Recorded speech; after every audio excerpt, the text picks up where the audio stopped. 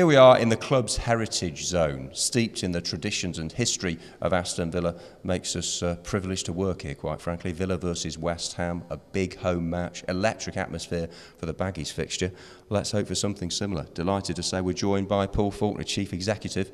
Paul, great to see you. Hey, Jack. The stage is set. Home fans, fantastic. Great win against the Baggies last time out at home, and it's all looking up. Yeah, it was a roller coaster of a game, wasn't it? But you know, big local derby. We know that our home form hasn't been what we've wanted throughout the season. You know, there's been high points like Man City, but you know, it was a big game. A lot of the pressure on. I think going 2 down after 9 or so minutes meant that pressure cranked up. But the response from the team was phenomenal, and you know, to come back the way we did and then seal the win in the second half was great. And I mean, the whole Villa Park was rocking at its very, very best. You know, our fans were great, and it's nice to take those bragging rights away against our rivals. And yeah, hopefully it's a platform now for us at home at Villa Park, you know, to sort of build on. And obviously that will, you know, start on Saturday against West Ham. We're from the same generation, Paul, of looking at, you know, tables on teletext when we were growing up, and we would be on the front page. That's the key when it was top half 1 out of 2, then the second half. So that's what we want to keep here, being in the top half of those standings. Yeah, I mean, look, we've got 14 games to go now, so we're sat in 10th place. The league's, you know, very sort of strange this year. It's sort of concertinaed up at the bottom, and then the top 3 are stretching away.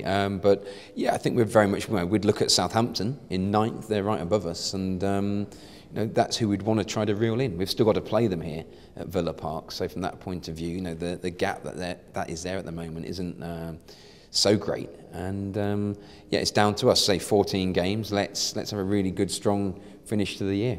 And fans watching this, check out the stadium tour. An integral part of it now is to stroll around the heritage zone. 7 league titles, 7 FA Cups, 5 League Cups, a European Cup, a European Super Cup. It's all here. Yeah. It's very impressive, and it's a key part of the experience.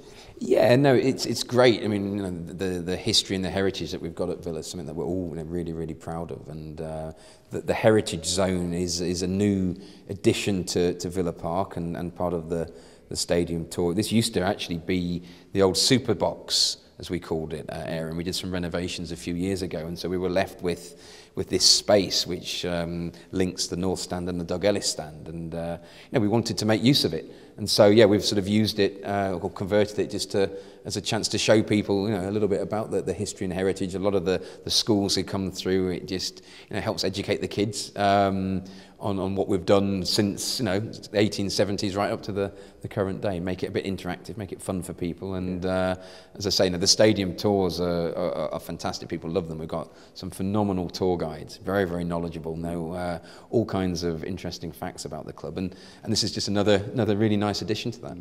You mentioned the interaction. We worked out that you're almost exactly the same height as Gabby Bonlahor. And we were actually with Nigel Spink. Not quite as quick as him. Yeah, I've seen him play five aside.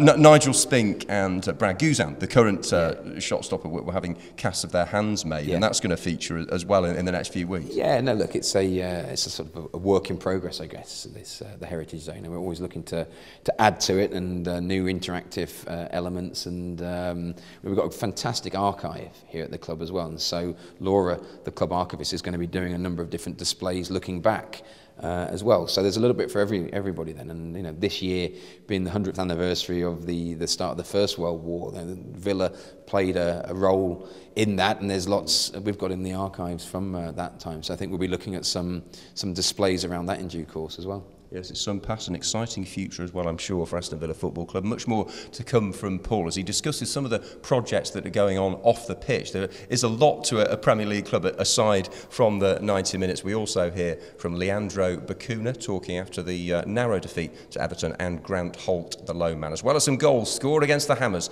over the years here at Villa Park.